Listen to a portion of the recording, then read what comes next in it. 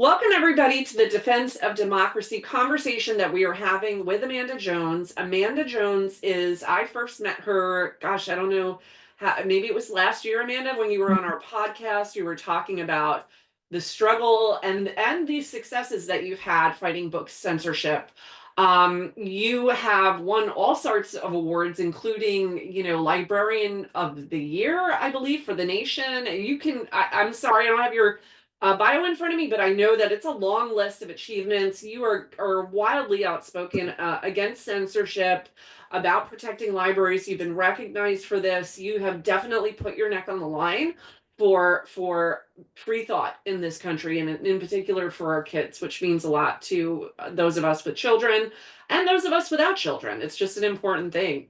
So I am Karen. I'm the executive director with Defense of Democracy. I love holding these workshops. We always hold them. They are free for the public. We do ask that people please try to consider, if you are inspired by what you hear and you can afford it, and you can make a $5 donation to Defense of Democracy recurring every month. We functioned last year on a total budget of $60,000, and allows us to give, and we have never charged anyone for any of the tools or workshops that we provide with that money. So every dollar goes to something really, really good. Those links are in the chat. It is my pleasure now to turn this over to Amanda. Amanda, welcome, and thank you for agreeing to host this discussion. Thanks for having me. I'm a very huge fan of Defense of Democracy. I follow everything you're doing. I wish I could participate more. I'm just so constantly busy. I feel like every waking moment of my life is I'm fighting this fight for intellectual freedom. But my name is Amanda Jones, and I hope everybody can see my screen. I'm going to jump right in, and I'm going to go like super fast because I have a ton of resources and information that I want to give you. And if I can figure out the chat, let me make sure I've got the chat on. I'm going to drop in the chat a resource page, and I'll continually post it in the chat every so often. It's a resource page, and it's going to have all the links of these things that I'm going to be talking about. And Amanda, in case you are interested, anything that you put in, is it okay if I send it out to everybody who registered afterwards? They don't even absolutely get a link with the link to this video and all of her resources. Absolutely, yes. And because I made this handout specifically for y'all to use, to have all these resources that I'm going to talk about. Just to let everybody know, I'm a school librarian, and I recognize there is a school librarian friend of mine in this Zoom. So, hey, Val. But I'm a school librarian in Louisiana, and I work at a very, very, I live in a very, very small town. I've lived here all 46 years of my life. Very small town in Louisiana, and I've worked at the same middle school for 24 years. It's the same school that I attended as a child. I now work with former students that I taught that are working with me, and I have grand students, which are students of students now. And so I am really involved in my community. What I'm going to talk about is intellectual freedom and man books and everything, but I did want to touch on kind of the day that it all kicked off for me. I've always talked about intellectual freedom and the right to read and how important it is to stand up against censorship. And I had spoken, across the nation at different conferences and things on it. And I just kept saying, it's not if, it's when it's going to come to me. And I tell everyone that I speak to, it's not if, but it's when it's going to come to you, because it's multiplying across the United States. My personal incident happened on July 19th in 2022, was when it all started to be very personal for me. I'm a school librarian, but I went to a public library board for my local community because there was going to be censorship attempts in our public library. So I went and I spoke, and I gave just a very generic speech on censorship. It didn't talk about any book titles in particular. It just talked about, I quoted the Trevor Project and said, well, how important it is to make sure we stick up for the books and that we follow policies. And so what I'm going to show you is the meme that was made about me and circulated in my community. It's a little shocking, so just a little warning. It is a little shocking for some people. But yeah, they posted this in my community based on a speech I gave about censorship. It started spreading around that I was advocating the teaching of anal sex to my students and to kids in the area, and that I gave pornography and erotica to 6-year-olds. And it was very horrible. People that I've known my whole life were calling me horrible names, which if you've been in any type of platform where you've spoken out at any type of meetings, you know you get called names now. You just can't go and speak publicly without being called names online or in person anymore. But these were the things that I was called by people that I've known my whole life. And I got really angry about it. I did spend a short amount of time crying, and I decided to fight back. I am a white, straight, cisgender woman, and I have there's privilege in that. And so I decided to use my privilege and I had a platform as being the, National School Librarian of the Year. And so I decided to fight back and use my platform, because to me, if you're silent, that means your silence means your compliance, and I will not be complicit with the eradication of history and stories and things in my own community or anywhere, really. So I actually lodged a lawsuit against 2 men that targeted and harassed me, and one is from a dark money nonprofit, and one's just a local yokel. But I did file a lawsuit against them, and it's still ongoing. I did have a win in the Louisiana Supreme Court this past December, but it's still an ongoing lawsuit. The books that we have seen be challenged at our public library are not really books about history. It's more, the titles tend to be by authors or with characters from the LGBTQ plus community in our area. Some areas in Louisiana, we are seeing a problem with history and racism and things like that. But where I live, it's mostly LGBTQ plus community. And so I became an accidental activist. I was just minding my business, giving a speech at where I live. But I decided, they wanted to call me an activist, so I'd activated on up. And so they didn't realize they created a monster. So I haven't stopped since, and I am now involved in 3 court cases, and I've built local and state alliances. I'm still fighting for my library now. I'm working to fight against legislation in Louisiana. I wrote a book. I've been in 2 documentaries. One, the big documentary that I'm in is called The Librarians. It just debuted at Sundance, and it will be on PBS in October. Fantastic film by Academy Award nominated director Kim A. Snyder. But my day-to-day life now, I still am a school librarian by day, and at night I'm an activist, and that's just the way it is.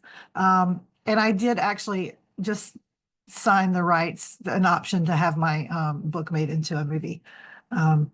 More on that later. But why this fight matters. So am I now going to not have... Okay, so I love this quote from Dr. Rudine Sims Bishop that says that books are windows, mirrors, and sliding glass doors.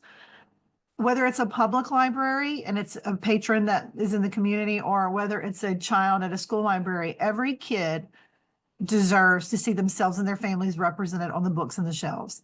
Every single kid, every family, all deserves to be represented and welcomed. And so not only do they deserve to see themselves, which are the mirrors, but to be able to look into other worlds and other places and other peoples and people and culture and backgrounds. I grew up in a very, very small town that mostly white. And so if I hadn't read The Color Purple, or by Alice Walker, or Amy Tan's The Joy Luck Club, or The Bonesetter's Daughter, or Toni Morrison's The Bluest Eye, I would not, books made me who I am, and a more empathetic person and more understanding of people that are different from me, but also how alike we can be. And I just decided, I love this quote by Dr. Martin Luther King Jr., and I go and listen to it at least once a year, his blueprint speech. It says that when you discover what you will be in life, set out to do it as if you were called for this particular moment. I love being a school librarian. I'm a 24-year educator. 10 of those years have been as a school librarian. I love it. I think it's the best job in the world, and I'm going to fight to make it, to do the best I can at that job. And that means sticking up for intellectual freedom. When I first started being harassed and targeted, it wasn't all bad. It was mostly bad for a while there, but I have had at this point 56 students, I believe, former students that are in their late 20s, early 30s that have contacted me to tell me positive things about how speaking out has helped them in their life.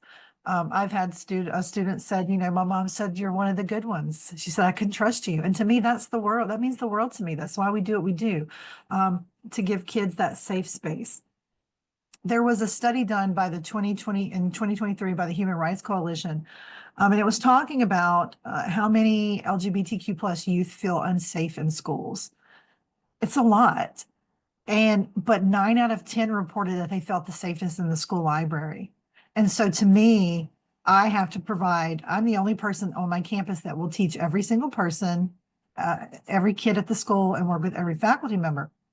I speak to a lot of education classes, a lot of college students about why it's important to speak out against book bans.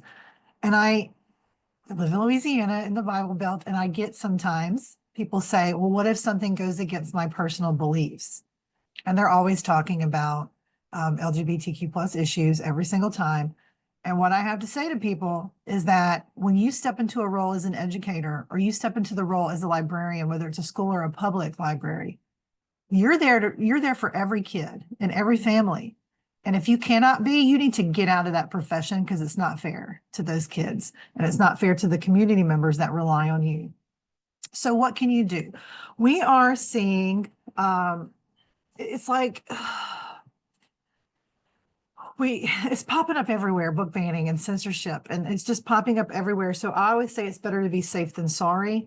And I try to prepare for the worst and hope that the worst doesn't happen, but know that I am as ready as I can be. It's important to be proactive versus reactive, which is something my friend Carolyn Foote, who is one of the founding members of the Texas Freedom Fighters, told me. If you are a librarian, you want to make sure you're marketing your library all the time, all of the positives, whether school or public. You want to have a positive campaign about what all the services that you offer. You also want to build a library alliance. So I am a founder of our Public Library Alliance, and I'm going to show you kind of what that looks like. But it's not if, it's when. So you need to make sure that you're building an alliance in your community so that you can help promote the library, but also when it comes under attack, you know what to do, and you already have a following. It's also very important to understand the differences between a challenge and a ban, because that gets lost in the shuffle a lot. I know what it is because I had a whole class on it, but not everybody takes whole classes on library science classes. So, which is one of the reasons why I wrote my book, to explain policies and procedures of libraries. If a book is challenged, meaning someone doesn't like it and they fill out an official form saying, please look at this book, I don't like it. And they can put, oh, I want you to move it from the kids section to the adult section, or remove it from the library. But if they challenge it, they're asking the librarians or the library boards of control to re-examine that book. If the book is completely removed, that's a ban. Now, a ban can be temporary. If the librarians take it off the shelf while they are reconsidering it, which, by the way, is illegal, and there is court precedents that says that is illegal, that's a ban, even if it's temporary. Something else that gets lost in the shuffle is, what does censorship actually mean? And so I have the definition on here. Sometimes it's vandalizing pages. People will put marks over bad words, or they'll draw pants on characters that are nude. That is censoring. Requiring parental permission to access certain things is censorship. And then there's soft censorship, which is what we're seeing a lot across the United States right now, where librarians are scared to order books because they don't want to be harassed. Or you have states like Arkansas or Missouri where you can, as a librarian, be arrested for a book if a book is deemed harmful to minors, but they're very vague about what is harmful and what is not. As a librarian, I do virtual field trips, but we have art books. I'll take the kids on a virtual field trip to the Sistine Chapel. Well, there's nude figures, there's cherubs, and and nudity. Am I going to be arrested for showing the statue of David to students if they're learning about art in the Renaissance? So some librarians are not purchasing these materials. They're not purchasing history, especially like right now. You've got these, our president is saying DEI is wrong, diversity, equity, inclusion, because, apparently it's horrible to want to be diverse and to appreciate our diverse society or make sure everything's equitable or inclusive for everyone. So librarians are not purchasing these books, or they're taking these off the shelves because they don't want to lose funding or they don't want to be arrested. And I don't do that. I would highly suggest you not to do that, but it is happening. There are going to be links, and I'm going to post it again in the chat periodically. There are going to be links to these resources, but every year the American Library Association puts out the State of America's Libraries every year, and go read it, see what's happening. PEN America does constantly is putting up reports about what is happening. Go and read those reports, see where it's happening. This is happening all across the United States. And people will say, oh, well, I'm a blue state. It's happening in blue states too. I've visited Manhattan and Brooklyn and Los Angeles and San Diego and talked to librarians where this is happening in their areas. And I always thought, oh, well, those cities, it would never, but it is, it's happening. And it just takes one person to start it. So what you want to do, and this is something that librarians learn, but I'm going to tell you about it. We want to use professional reviews. So librarians use professional reviews when we have collection, develop our policy, which dictates what books we order and what we don't. And I'm going to show you how to access all of these sites for free to get professional reviews. And you want to use, when you're combating book bans in the public or school library, you want to use professional reviews because you can list all the awards and the things that it's won to fight back against this. But you never, ever, ever want to use a site called BookLooks. That's Moms for Liberty adjacent. They say it wasn't, but that it's not created by the official Moms for Liberty. I mean, they can say what they want to say. It was created by a former Moms for Liberty. So never, ever, ever, ever, ever use BookLooks, ever. You're going to want to use some of the others. And what's listed on the screen, which again are in the resources I'm going to give you, these are book companies that librarians order from, but you can, everyone can get a free account on any of these sites. I personally use Mackin all of the time. And when you go and register and make a free account, you have access to all the professional reviews, just like a librarian would. And so an example would be, this is an example at Mackin for Before the Ever After by Jacqueline Woodson. And so you would type in the name of the book, and at the bottom it says reviews. So if you click on that, on the reviews, it will bring you to all of the professional reviews, full text. It will tell you if it's starred. If it's stars, that means it's extra good, because they don't just give out starred reviews to everyone, to every book. It'll give you a designate, this book says suggested grades 4 and up, or suggested grades 5th through 8. So if you're arguing in a public or school library for a book, you can say, well, the professional reviews for School Library Journal say it's for 5th grade and up, or Publishers Weekly says XYZ. You want to use professional reviews in your arguments when you're combating book bans. You want to, well, this slide is kind of out of order. I was already talking about self-censorship. Sorry about that. But there's an article that the Chicago Sun-Times wrote about the silent censorship of books and how it's an attack. We have to be very careful with that. And you want to make sure you're monitoring your library and making sure that they're not soft censoring and that they're not so scared of being attacked and harassed that they are scared to order books. One thing that's really great that was created by Unite Against Book Bans is called book resumes. And book resumes, let me click on that and show you, because I really want to show you this. So say you're, I'm just going to type in color purple. So for a book resume, and I'm assuming y'all can still see my screen, book resume for the color purple, you would click on it. And what it does is it's a one-stop shop with a synopsis, reviews, the awards, educator guide. And sometimes it'll even list where other schools and public libraries where it's been challenged and the outcome to that. So you can click on these and you can see, West Virginia School Board bans the color purple. That's old, but here's a newer one. Cody School District says no to banning the color purple, and you can click on that and you can read about it and you can see the arguments that they maybe successfully or unsuccessfully made about those books. Not every book is going to be in book resumes. If you are a librarian or an educator, you might want to reach out to them because they're always constantly asking people to help make those resumes for them. So PEN America reported last year that they've counted over 10,000 book bans since the 10,000 was just last year in 2024, 10,000 book bans in public schools. And you have places like Utah that has a law. In Utah, if 3 school districts ban a book, the book is therefore banned across the entire state. So as of right now, the last time I checked, there are 15 books in Utah that are under a statewide ban, meaning no schools can have it. Not only that, kids are not even allowed to bring the book if they own it from home. So we're really starting to infringe on rights. And there are some lawsuits popping up, and I'm going to talk to you about the different lawsuits that you need to keep your eye on and keep a watch on. But it's really a roadmap because it's not just about the books. They start with the books, and the purpose of the books is to eradicate stories, but to also other and eradicate the people those stories represent.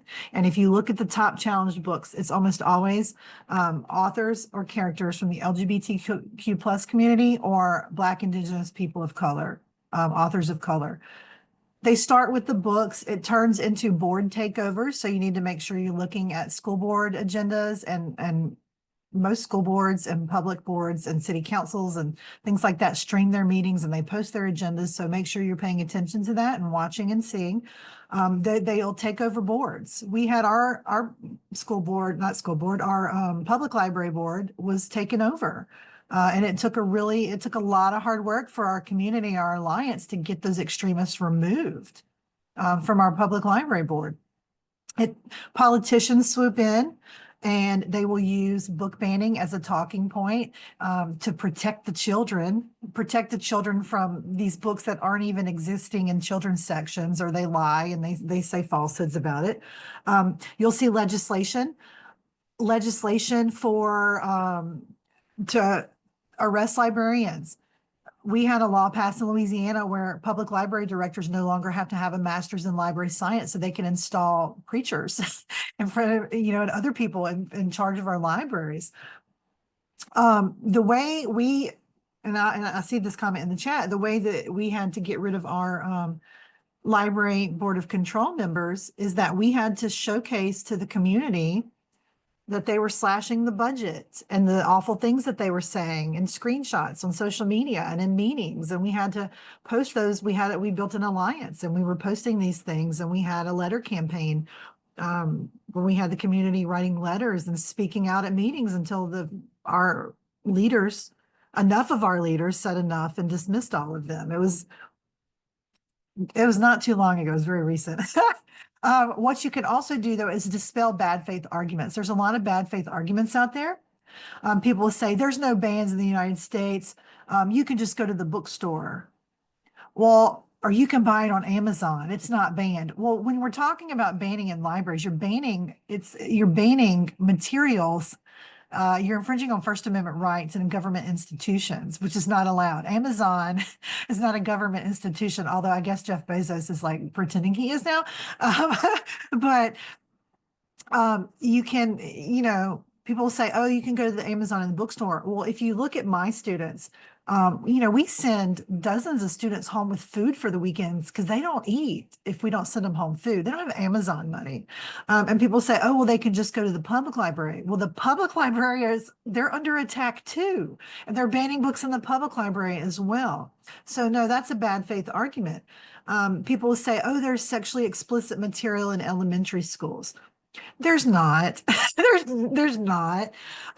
They always use the same book over and over, and it's Genderqueer by Maya Kobabe. Great book, excellent book, that you will find possibly in a high school library or in teen or adult sections of public libraries. You will not find genderqueer at an elementary school library. If it is there, it's a mistake, and you challenge it like you would, and you let the librarian go, oh, I didn't realize this was here, and you follow the policy. There's no need to harass the librarians and freak out. People will say, we just want the books relocated. We're not banning it, but then you look at their challenge forms and it says removed from the library. That's a ban. Or can we just put it in a separate room? I hear that a lot. Can we just put those books in a separate room? And that makes me angry because they're almost all the time talking about books with characters from the LGBTQ plus community. So the way I combat that is I say, I'm very facetious and sarcastic. They're like, let's just label all of those books and put them in a new room. And I say, oh, and we can put their own bathrooms and water fountains in there too.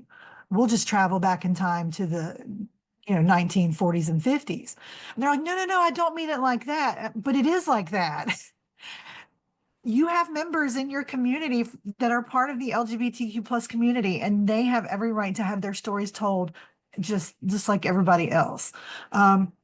So all of that, bad faith arguments. Now, I did found the Livingston Parish Library Alliance in Livingston Parish, which is where I live.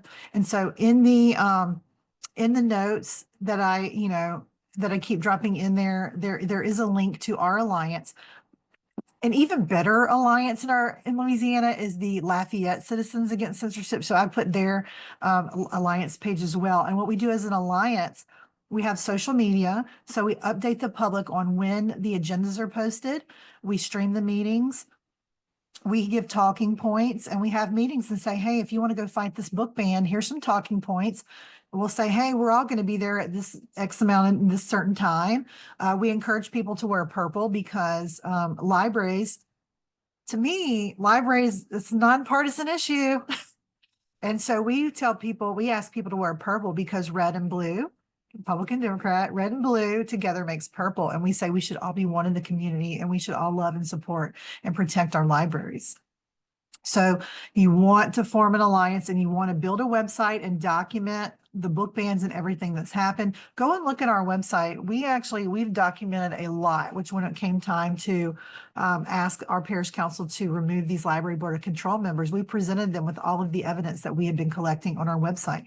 Evidence, screenshots, videos, receipts, not just, we heard so-and-so is doing this. We provide evidence. You want to make sure you're staying in the know. And so these links are in the resource page. The American Library Association has a list of First Amendment court cases.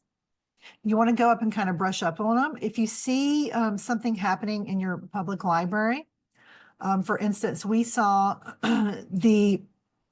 our community, they wanted to have a parenting shelf for the tough topics, and they wanted it to go over in the adult side. These are picture books that were written 4, 5, and 6-year-olds about, like if their parent was having a baby and a parent wanted to get the book to teach the child, like, oh, you're going to get a big brother or sister or whatever. And this is how, written for children, this is how this works. I know that when my own daughter turned 8 years old, I went to the library and I got her a book on, like My Changing Body or whatever it was called, but it was written for 8 and 9-year-olds. Well, our community, some people in our community wanted to take these books and make a parenting shelf. So I went on the American Library Association website. I said, nope, there's a court case for that. There's a court case for that. You cannot move children's books to the adult side. There was a court case where it said it's an undue burden on parents to provide, literature. So go and look at those court cases. There's also a legislation tracker. So the American Library Association tracks legislation. So they are currently tracking the anti-library bills that are happening across the United States. So you can go and see if your state has any, and you can see if you want to speak out and email or call your legislators. Every library is another organization. It's not affiliated with the American Library Association. They have nothing to do with each other. That gets confused a lot. People are like, oh, it's the same thing. Completely different organizations. And one is a professional organization. American Library Association is a professional organization for librarians and library lovers. Every library as more of an organization that helps librarians and libraries with these book banning issues and other issues that they need help with.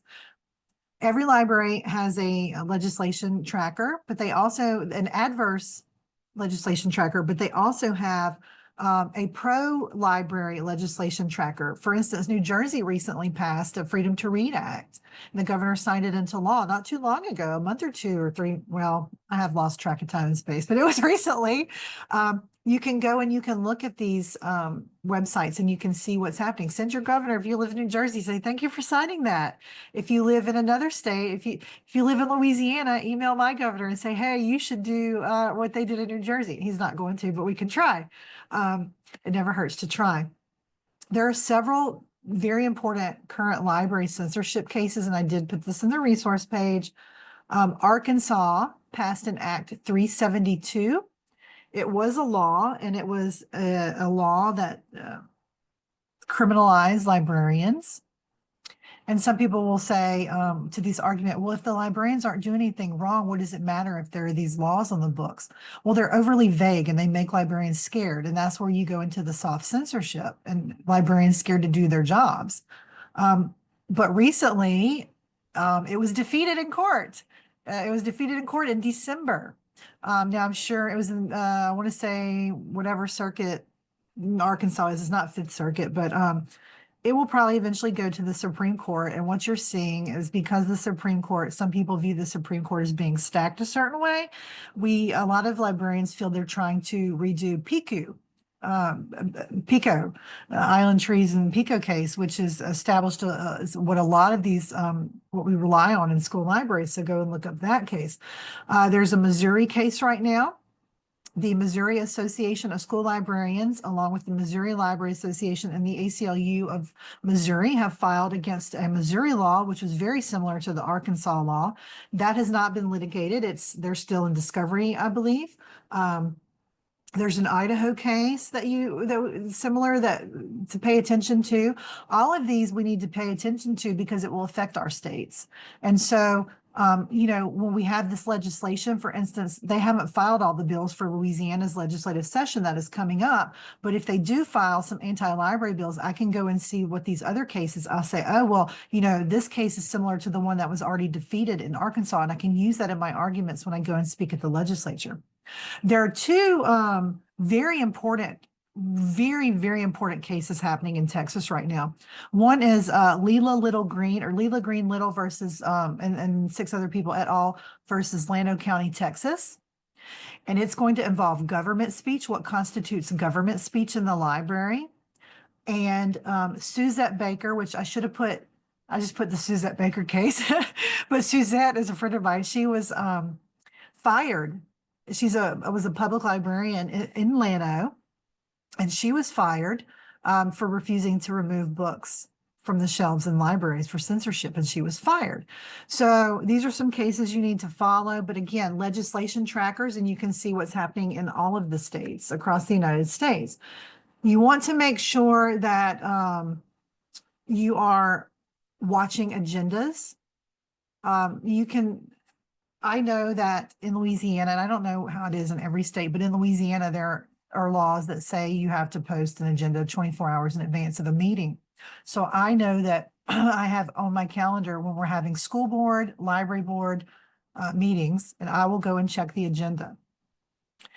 You want to make sure you show up and speak out. Speaking out looks different for everybody. At this point in time, I've been so harassed in public, I'm used to it. So I just go and speak in it. It's just, but some people don't want to be around that. You can speak out in a different way by wearing a shirt or just holding a sign. If you have students, and I didn't put this link, if somebody can Google this and put it in the link, there's a group called DAYLO in South Carolina. They're out of Beaufort, South Carolina. The DAYLO group, DAYLO. It's diversity and youth-led organization or diversity, I forget the acronym, but DAYLO students have been integral in the fight against censorship in South Carolina. And those students have talking points. They have a website. It talks about how to be safe as a student that goes and speaks. So if you have teenagers or, and they have several branches of DALO, look at their website. If you don't want to go in public, maybe watch it from home. I have a lot of friends and family that'll watch a meeting at home.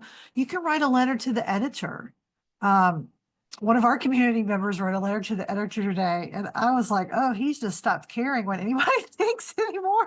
He just let it rip, and it was glorious, and I loved it. So you can write a letter to the editor. You can spread awareness on social media. You can tell your friends. You can stay informed. Most importantly, you can vote. You have to vote. Every election, every single election, you have to go and vote. There's a really great children's book out there called If You Give a Mouse a Cookie. And if you give a mouse a cookie, then the mouse is going to want milk, and then it's going to want something else and something else and something else. So I don't negotiate with toddlers or terrorists. I don't think that there's any room in life. There's room for compromise on a lot of issues. But I think when we're talking about an age relevant book written for teens that deserves to be in the teen section, I'm not going to make compromises with people that are trying to ban that. If you give in, it's never going to be enough. So I don't give in. And sometimes we'll be defeated, and sometimes we'll win. I was very fortunate to hear Stacey Abrams speak at the Decatur Book Festival, and she said, times are tough right now. But we have to keep pushing forward, and we have to keep leading with empathy and advocate with empathy and kindness, but that we don't measure our success in victories. We measure our success in progress. And every time you speak out or you share or you write a letter to the editor, or, you're making progress. So you're always moving forward. You want to always be moving forward and pushing the truth. And the truth is everyone, well, I won't say everyone because there are horrible people out there in the world, but librarians and educators, we went into our field because we love children and we love our community. So no, we're not out there. We want to protect children just like everyone else. And they'll also use a lot of the parental rights language. And, it's don't listen to the librarians. We have parental rights. I don't know if they just think all librarians are childless. I don't know, because about half the librarians I know have children as well. So I don't allow, when people start saying parental rights, I say I have parental rights as well. These are some organizations that can help. They're in the resources, and once again, I will put that in the chat if anybody has come in that is new. Every library, if you start seeing, and you can tell when it's coming in your community because there's usually some kind of group pop up on Facebook, Mama Bears for Jesus or whatever. I don't know what they're called. Awaken Illinois is one. Moms for Liberty is one. We have like Bayou Mamas here in the South or something. I don't know. They always have these names. They'll start posting pages out of context. And so you need to be looking at that. That usually means that someone's going to usually come to a meeting. I like to call them book crisis actors, the ones who show up at meetings and read from the same page. It's usually always from a page from All Boys Aren't Blue by George M. Johnson or Maya Kobabe's Genderqueer. It's almost always those, and they'll read things out of context. Somebody put clean up. Yes, clean up Alabama, clean up Texas, clean up. They always say clean up. Like, what is there to clean up? There's nothing illicit and bad and horrible going on. But the children have rights too. And that's why I said, the court cases, children have rights too. They have the right to read a variety of diverse viewpoints. And if a book, even in an elementary classroom or a classroom library or an elementary library, if books are being removed based on viewpoint discrimination because someone doesn't like the topic and it's written for children and age relevant for those children, and they're removing it because they don't like, it's not Christian enough, or it's not, or the characters that they have, that violates the First and 14th Amendments, and that is illegal. And you have, every right to speak out against that, and lodge a case if people aren't following the rules and following things correctly. And we're seeing that. We're seeing cases pop up all over the country. And shout out to Penguin Random House. Penguin Random House has led the charge with the publishing companies in filing lawsuits. And I'm very happy to see that the other four of the top five have finally started filing lawsuits as well and joining Penguin Random House, because it takes money. And librarian, we don't have money. Your average resident doesn't have money to file these lawsuits. So it's going to take people with money, and that would be the publishing companies. And so back to the organizations that can help, though. Every library is an organization that can help. The Freedom Fighters of Texas, particularly if you're a school librarian, look up the Freedom Fighters of Texas. NCAC is the National Coalition Against Censorship. PEN America is doing some amazing work. Unite Against Book Bans is doing amazing work. The Freedom to Read Foundation, and Book Riot. So I always make sure to give credit to Kelly Jensen. Kelly Jensen is a former librarian. She's an author, and she writes for Book Riot. And she writes about almost every single instance of censorship that is happening across the country. And every Friday she has a censorship roundup.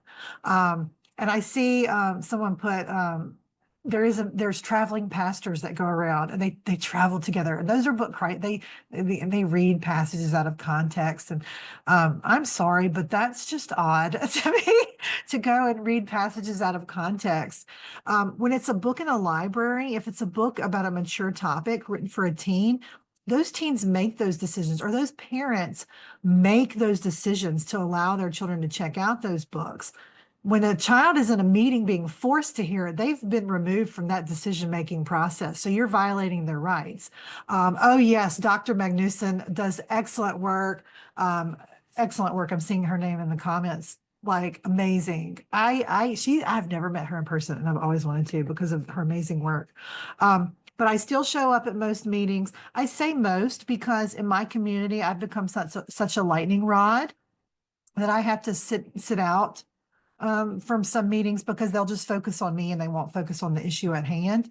But now I help build coalitions, and I am a founding member of Louisiana Citizens Against Censorship. And I did put the link for us, especially the roadmap. I created that infographic. It's on our website. The Louisiana Citizens Against Censorship, we help train other parishes in Louisiana, not counties. When censorship things are popping up in other parishes, we'll help train other people to form their own alliances in their parish. We also will train people to go and speak at the legislature. And last year, I'm proud to say we had like 8 or 9 anti-library bills, and we defeated all but one. I say we as collectively as the residents of Louisiana. We sent 44,000 emails to the legislature, and they commented on that in the legislative session. They're like, we got so many emails about this bill. People do not like this bill. And so for a very, very far right state to have defeated all but one of our bills was pretty amazing. So the power of coalition building. And like, I just refuse to be silent. So I did write a book that kind of maps out, if you're more interested in my story about what's happening and how I built these coalitions and different other tips and tricks for fighting this. I do have a book out there. You can get it for free at your public library, and it is also in an audiobook format as well. So when you download an audiobook at your library, you're helping them out with boosting their statistics. So you can download it, the ebook and the audiobook, or go check the physical book out. And it is me reading it with my horrible country accent on the audiobook version. That is me.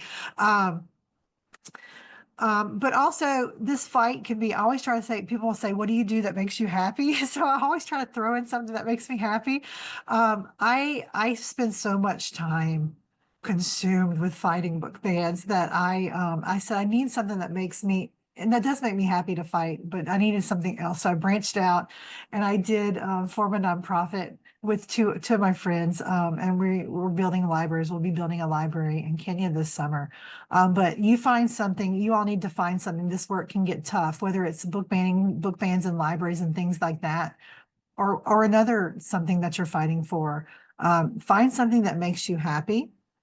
And people ask me a lot, your life has just been really bad the last 2.5 years from all the name. Like, I can't even go grocery shopping in my community. I have to get my groceries delivered. I have to travel with a weapon in my town because I travel on rural roads. And I'm scared. I've had death threats. I'm scared for my life. But I have had a lot of positive things happen in life. And I believe that when you put good things out, good things come back to you. And so I was so excited recently to meet Representative Justin Jones from Tennessee. He's one of the Tennessee Three. I spotted him across the room, and like I pretty much shoved the famous author George M. Johnson out of the way to get to get to the representative. I was like, it's Justin Jones. Sorry, I said just Johnson. Too many G's and J's. Justin Jones and George M. Johnson. I've gotten to meet Judy Bloom, who I write about in my book. I've gotten to meet Amy Tan. I'm in a documentary that is being executive produced by Sarah Jessica Parker. And so I have had, so don't feel sorry for me. I've had some good opportunities recently.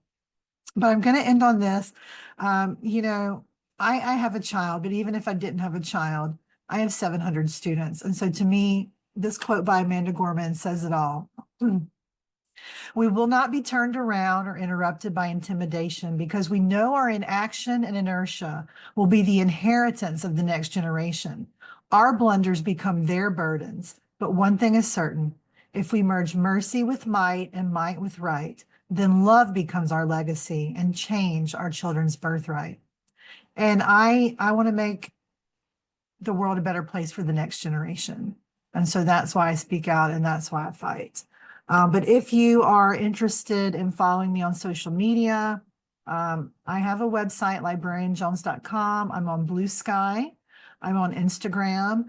And then that URL down there is the URL that I've been popping into the chat, which is the resources. And that's the same thing the QR code on the screen is.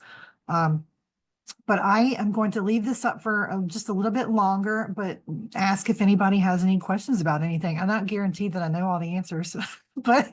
At this point, first of all, Amanda, thank you so much. I love your presentation, and I love what you're doing with the libraries overseas like that. I mean, I just think that is such a fantastic idea.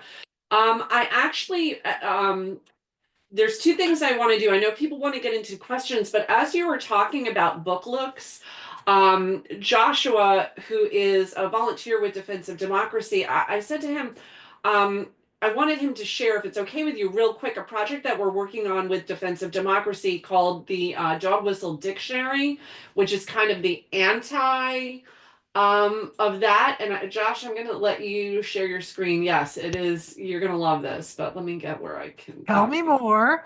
Hey, can everyone hear me? Yeah. Yeah. Hey, Okay, Josh, mic you check. should be good now. Mic check. Can you hear me? Yeah. Sometimes this doesn't work. All right. So I am Joshua Howell. I am the chair of the research committee, and we have been working on a project called the Dog Whistle Dictionary. I'm going to share my screen real quick to show you kind of the demo we've been working on. It's going to go up in our kind of wiki area right next to our lesson plans, which is the other project we currently have up there. And it is literally this. It's going to be a dictionary for far right and MAGA extremist dog whistles. Everyone's heard them. They use them constantly. They're changing their tactics around the way they're using these. So we're kind of just trying to build a reference for all of our volunteers and the people who go to these school board meetings and are talking out against these people. When they start hearing these terms thrown at them, they'll have this resource to come here and they can quickly find, let's do fake news since we all know what that one is. And they're all going to follow the same kind of format. Over here on the left, we'll have a table of contents and we'll define it using kind of what we're finding as the popular definition of it. Then we'll kind of do the extremist definition, the extremist motive behind why they define that, any real world examples we can find to give these people kind of data points to really show how they're being lied to and why they're being misinformed, the real definition of what it's supposed to mean, and then the kind of the boiled down meaning and any references. And so what we're going to do is we're taking all of the terms we're kind of knowing hear about, then have some sort of relation to our mission, and we're going to start doing research and pulling up all of this stuff. You'll be able to navigate all the way down here, and eventually when this gets onto our actual website, you'll be able to navigate between terms and do some research before going to these meetings to be prepared for when you hear these stuff. Karen and I were having a discussion, I think last week, about kind of Trump banning words. And I think this is a good kind of tool to be agile in the way we react and be a little proactive in going out against these people. If we start seeing trends where they're bringing up new terms or they're trying to start ban stuff, let's go ahead and do some research and find the actual truth and build a tool for our people to use. I bring that up because this main point of this whole DFD wiki is to kind of put tools into the hands of our volunteers so they can use this. We have another, I'm going to side this into another one of the research committee's project, is the Counter Talking Point project. It's quick and dirty. It's going to be doing the same thing. We're trying to go out, do research for ourselves, people who are attending these meetings, people who are seeing these people talk about these kind of extremist talking points. We'll start gathering those. We'll put them in this little area. It'll have its own little icon, same thing. I think a lot of what you've been talking about tonight, Amanda, could possibly go up here if you are wanting to collaborate with us, or anyone in the audience wants to join the research committee. We can always use more volunteers to help build our research.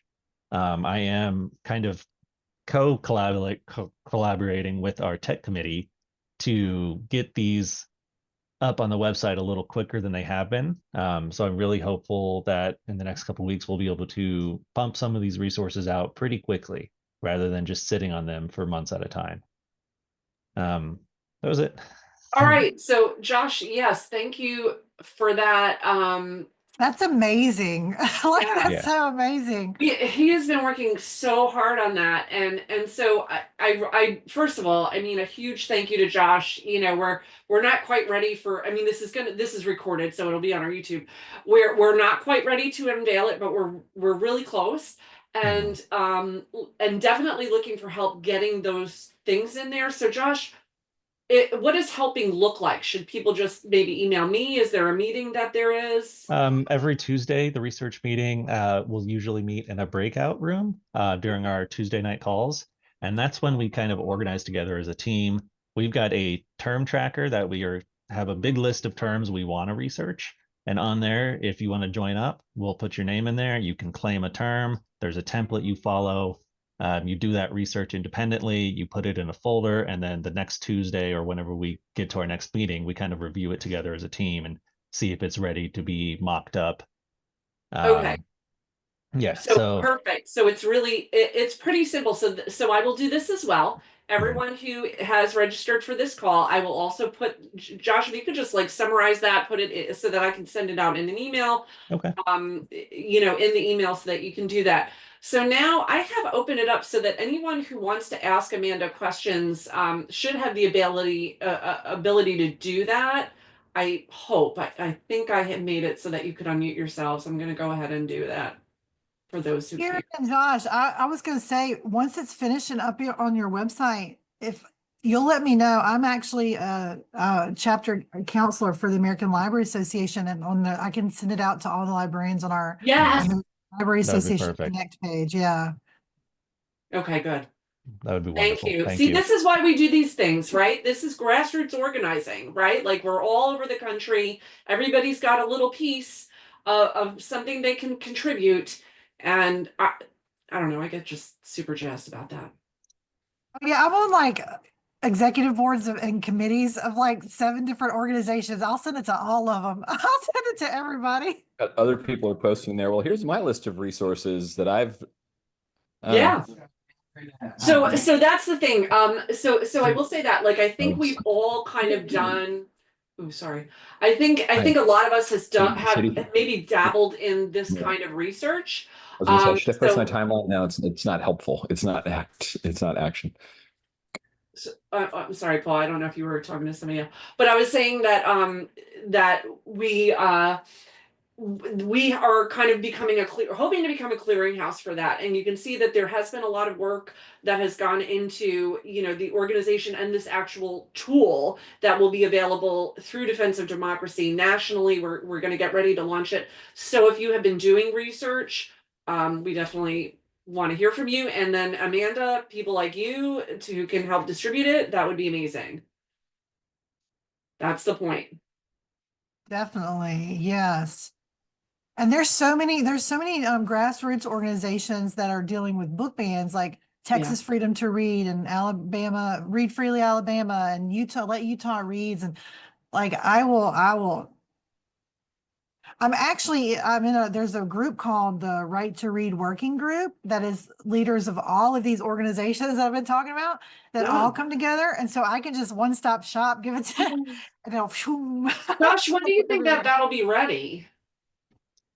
It's got to go through a review process. I want to make sure we're not putting anything up that is not thoroughly been reviewed for research, because this is going to be that kind of source of truth for our volunteers and our people to directly fight back against this stuff.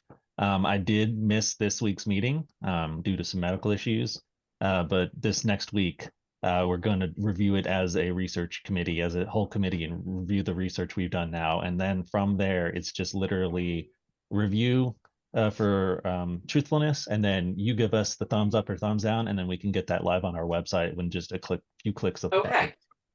So again, if you're thinking, if you want to help with this, if you have a list of terms, if you have one term that you've got to deep dive into, Josh, is it fair to say, okay, so we have every Tuesday. First of all, you all are going to be invited. You've all registered for this event, which means on Tuesday you're going to get our newsletter.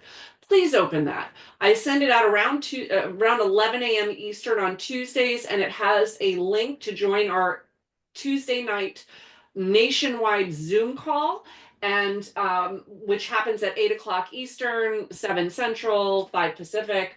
And there will be a breakout room for research. And so what you're saying is that the core research team will be in there. Is it okay if you have some people kind of observing who haven't, I know you like to vet and really. Well, at this point in time, we've kind of cut back on any of the research projects that isn't going to be public facing, because we really want to focus on these tools. So at this point in time, anyone can join if they spark an interest, sit in on a meeting, see what's up, see if you like the flow of it, and then help out. Awesome. So good. So anybody who wants, we're looking for volunteers right now to help with some of these terms. And so if you can attend that meeting Tuesday night, 8 p.m. Eastern, our nationwide Zoom, go into a breakout session with Josh, and he'll do a deeper dive into this. And this might, I wasn't expecting this, but this might be the thing that really gets this whole database up and running the way we need it to be. So, and does anyone else have questions or want to say anything to Amanda while we have her here? It has been about an hour, so we're toward the end of the call. I had a quick question. As I read your book, Amanda, I was thinking, what would your recommendation be for the best way to respond at school board meetings when the opposition does their little reading excerpt for shock value? The thing is, I've noticed over the past 2 or 3 years attending these meetings, usually the people that are pro-censorship are often very hateful at these meetings, and they're very showy, and they're, look at this, and you're going to hell, and like they're very like come off as angry. So I think the best counterpoint to that at a school board meeting, I mean, there's times and places to not be, but at a school board meeting, you want to make sure that everybody that's speaking on your side, and I hate to say sides, but that's what it is, are all quiet while they're speaking. You're not interrupting, you're not booing, you want to remain respectful, because I guarantee you they're not going to be remaining respectful when you speak. And that speaks volumes to everyone that's watching. And sadly, you will be judged on a different spectrum than, so like if I sit quietly, they notice that. The minute I would shout out, if I would ever shout out anything, there'd be a whole blog about The librarian lost it at the, you know, you have to be quiet and I just put my head down and I just listen. And I don't say anything. And when they're done, I just look back up. And it sucks, but that's I think what. I was more talking about like when we're responding to them up at the podium and we're giving our side, like is it best to respond like trying to counteract what they've said specifically about the book or give I don't know. I'm not Well, if you can dispel a lie. I know in the legislature, there was a lady up at the podium talking and she kept saying genderqueer is in the kindergarten section. It's in the kindergarten section of my library. And she said where she was from. I easily looked up her library and was like, no, that's in the adult section at your library. And so someone went up and countered that point. I always think it's great if you can dispel lies and proof and say, I'm looking at this and that is a lie. And so if she's lying about that, what else is she lying about? And I say that. But again, though, like I usually. Yeah, I want to say that this is actually one of the things that Defense of Democracy does. So regarding speaking of, you're absolutely right. You cannot boo, you can't interrupt. And that's not who Defense of Democracy is anyway. There was only one time I got carried away and I actually booed and my husband was like, Karen, sit down. I was like, I can't. I was just like so angry. So you gotta kind of keep it under control. Defense of Democracy is we want you to get out and plan to speak at your school board meetings, whether or not there is some fascist book banner there or not. So joining a Defense of Democracy chapter, attending our Tuesday night calls, and part of what you will do at the Tuesday night calls is you will go into a breakout session with your state, and your volunteer state director will say, okay, everyone is going to open their calendar. We're going to have quiet for 2 minutes. Everyone's going to open their calendar. You're going to find out when your next school board meeting is, and you're going to plan to attend. And when you attend, you can sit quietly or you can choose to make some remarks. And we have templates that you can use if you simply want to compliment your school board and say, thank you for not banning this book. You know, we have templates for you to counter other arguments, you know, to speak in defense of immigrant children, in the LGBTQ kids. We have all these templates. So our job as volunteers, and I'm hoping that we walk away from this with 20 plus new volunteers who are going to their school board meetings. And one of the things that I will say, especially if you live in an area where if you are lucky enough where this has not yet happened, go there and let them know that you have a Defense of Democracy chapter. So you always start your remarks with, my name is Sally Smith and I'm a volunteer with Defense of Democracy. And I just want to say that, you know, you guys had a great winter carnival last week and I was so excited to see, you know, whatever I saw. And then they know you're on their radar. And what I promise you at this point, you know, Defense of Democracy is not a household name yet, like Moms for Liberty or for you know, and I'm glad because they have their names for all the wrong reasons, but they do know who we are, right? And saying who we are lets people know that you will have resistance if you go into this school and you try to ban a book. If it is already like, I mean, I'm telling you, we have volunteers in the deep Texas and Oklahoma, right? You are not standing in front of a friendly school board, and we are aware of that. And that is a different set of remarks. So going and attending and speaking and not waiting until there's already somebody there saying something crazy. Like let's all plan to go to our school board meetings next week, and for extra assistance and support and mentorship, join the Defense of Democracy organization and just, you know, show up on Tuesday nights and we will get you to work so you can do that.